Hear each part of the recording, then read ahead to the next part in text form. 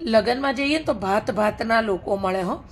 એક વર્ગ એવો હોય ને કે જેને આણવું ને છાબ ને છોકરીએ શું પહેર્યું ને ઝાંઝરા છે ને કડલી છે ને ચેન પાતળો એમાં જ એ લોકોનો ડોળો ભમતો હોય.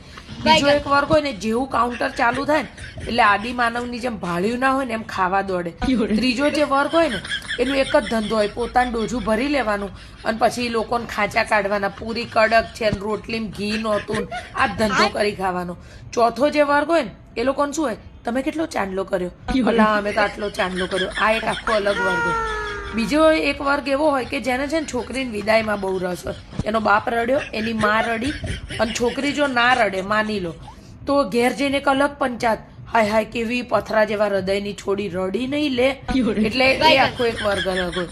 નાના બાળકોનું એક જ કામ હોય, બધા કાઉન્ટર ઉપર જઈને નજર મારી આવવાની ક્યાં શું મળે છે અને આવીને મમ્મી પપ્પાને પાક્કી ઇન્ફોર્મેશન આપવાની.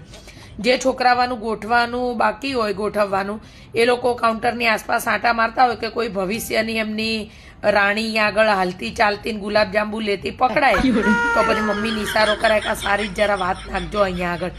પોતે કેવા લાગે છે ઠીક છે, બાપડો તૈયાર થઈને તો આવ્યો હોય પણ છોકરી તો રૂપાળી જ પસંદ કરે હો મારા હારીના. અને ભયંકરની મજા આવે હો. મને તો લગ્નમાં જવું ને તો ખૂણા બેસીને આવા લોકોને માર્ક કરું હો. અને પછી છે ને બૈરાઓની એક અલગ પંચાયત હોય, પાણીપુરી ખાધી કે નહીં,